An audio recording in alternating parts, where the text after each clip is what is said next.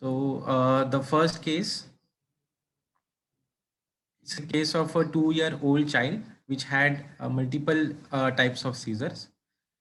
This patient at the age of 3 months, he developed subtle tonic-clonic movements of hands. And initially these were lasting for 2 to 3 minutes and the frequency was 3 to 4 every week.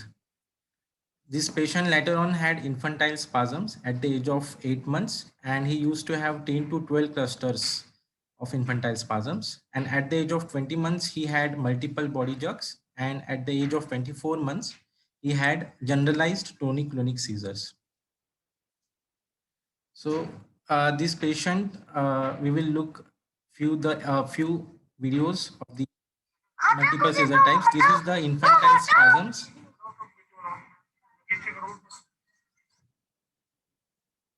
You can see there is the flexion of the limbs and subtle flexion of the neck towards the abdomen.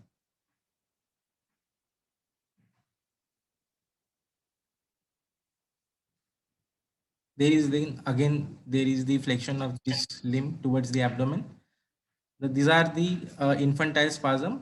In infantile spasm, there is sudden extension of both upper limbs and both lower limbs, and then there is flexion of the limbs towards the abdomen, or sometimes there is extension of the arms and neck. Then the other seizure type is of myoclonus. He had multiple jerky movements of hands, neck, and these are very brief, lasting for 1 to 2 seconds. Jerky movements.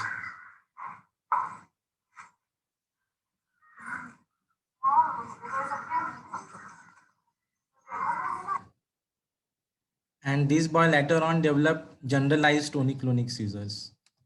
So there is tonic posturing of the limbs, and there is rapidly blinking of eyes. There is perioral tonic-clonic movements. Then there is clonic movement of head, along with some Verzi movements.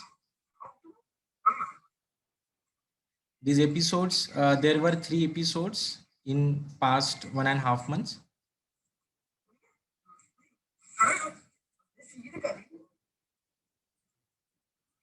So he had myoclonic, he had subtle tonic-clonic seizures, then he developed infantile spasm, then he developed myoclonus, and he had generalized tonic-clonic seizures. This is the end of the seizure, and now there is postictal altered behavior with some drowsiness.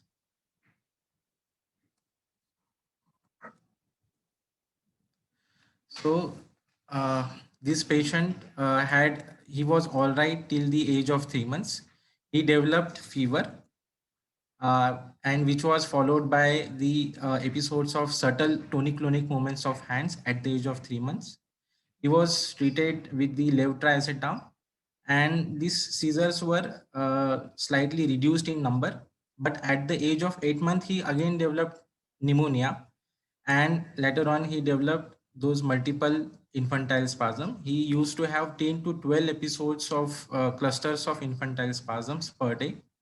He was treated with valproate, vigabatrin, and he was also given prednisolone 1 milligram per kg and taperdov. And he also responded partially to this treatment. But at the age of 20 months, he developed these myoclonus, very brief, short multiple body jerks. And then there was announcement of lockdown in India due to the COVID pandemic.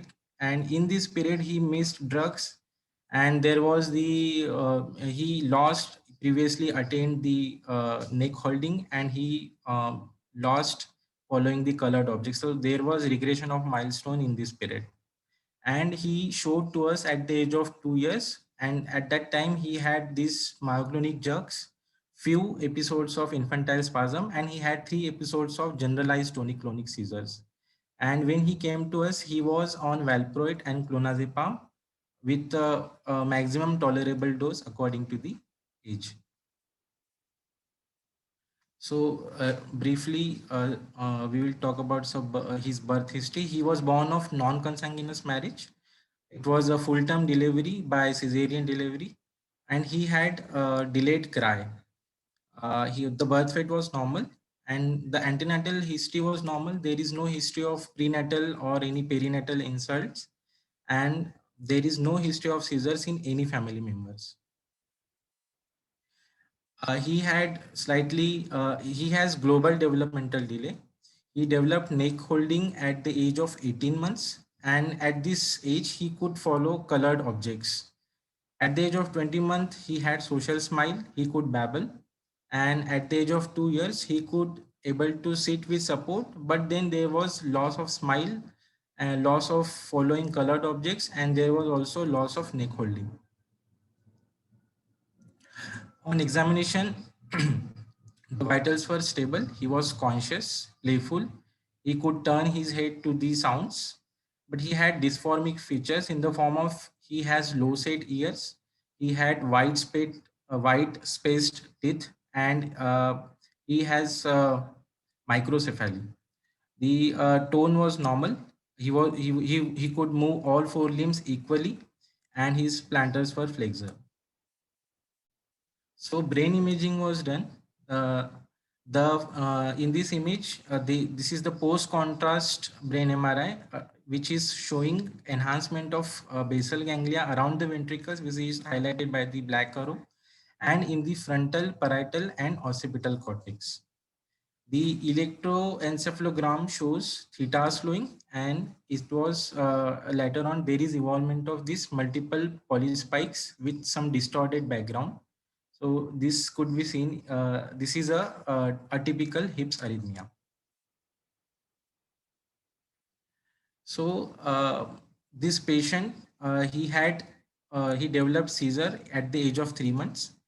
He had multiple types of seizures, and which was precipitated by fever, and he has regression of milestone. He has delayed milestones. So all these features fit into the refractory childhood epilepsy syndrome, which is Dravet syndrome. It is characterized by onset at less than 1 year.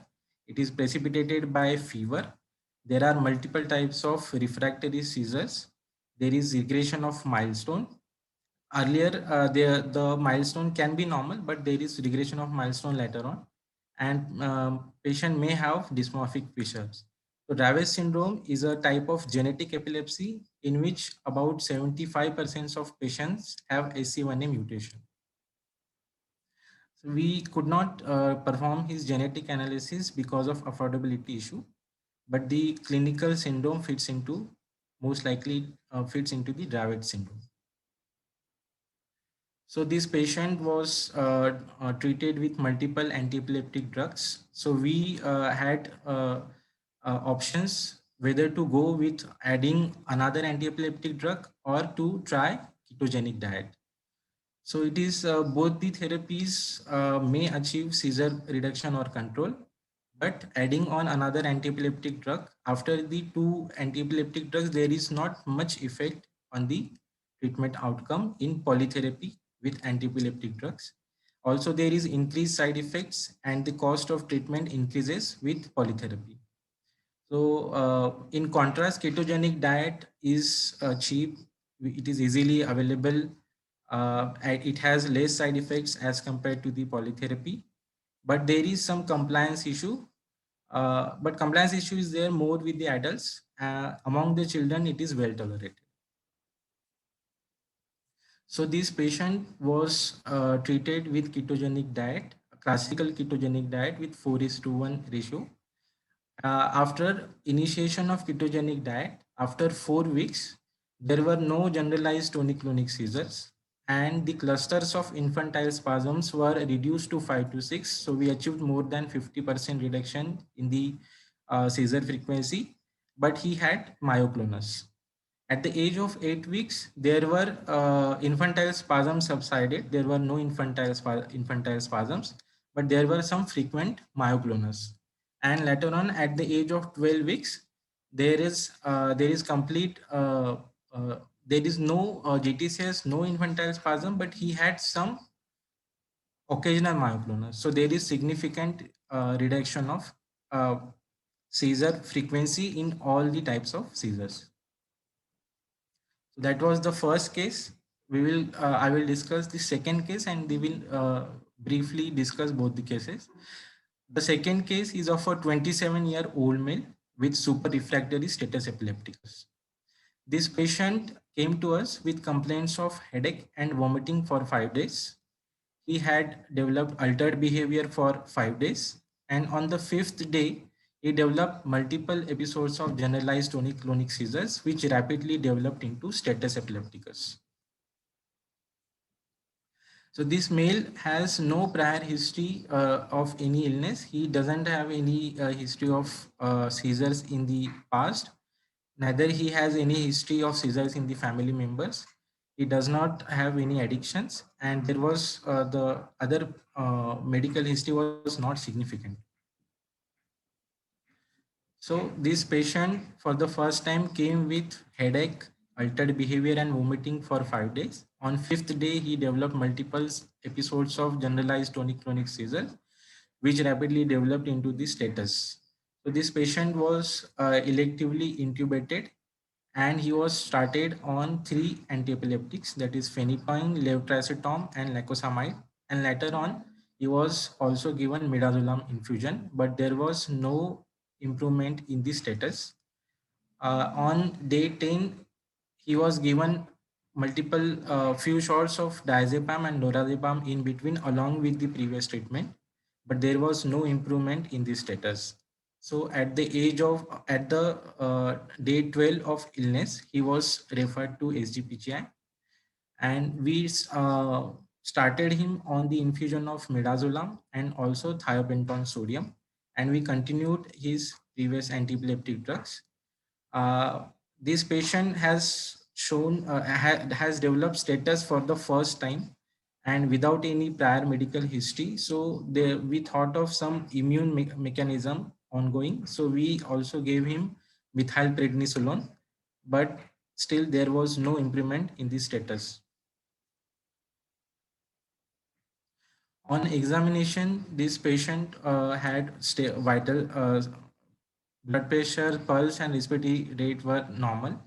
His consciousness level with the force score level was 8 by 16. There were no focal weakness, and the plantars were extensors. On blood investigations, the routine hematological investigation chemistry was normal.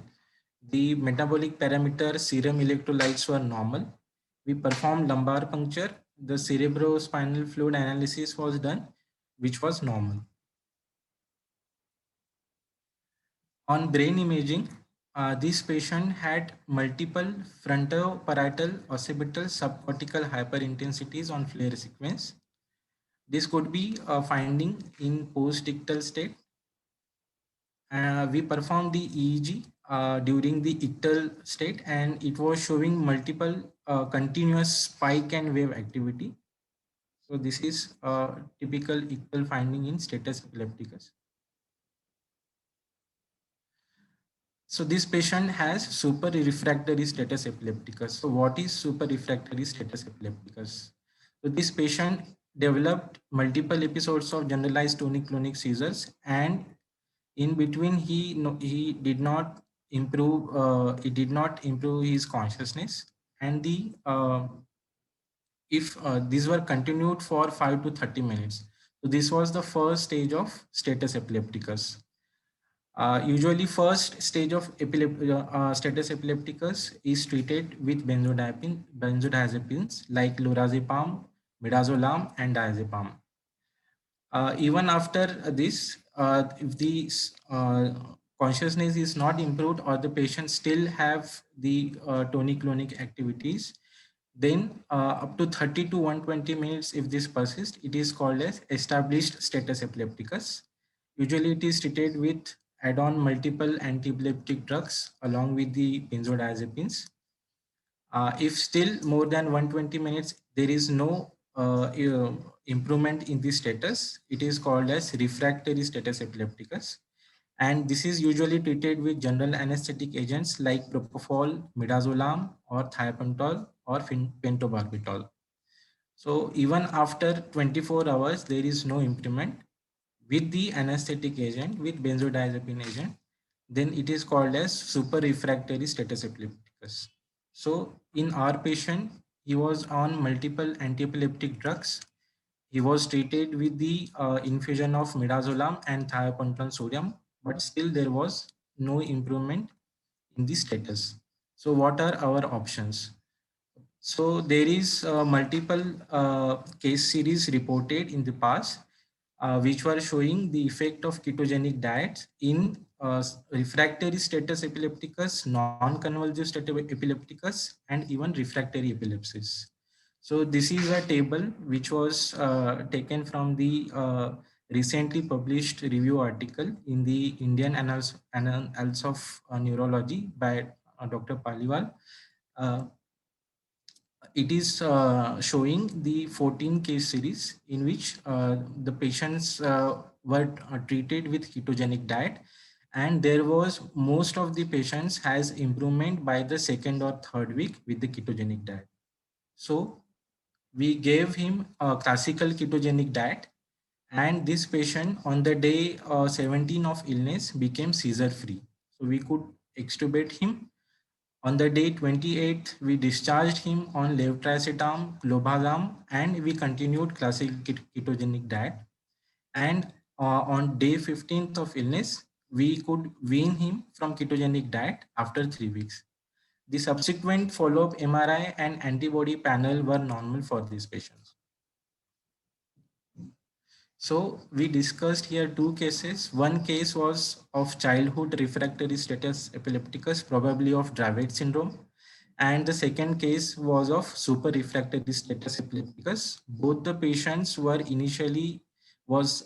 not very responsive to multiple antiepileptic drugs, but later on, after initiation of ketogenic diet, we could achieve reduction in the seizure frequency, and there was complete improvement in the super refractory status epilepticus.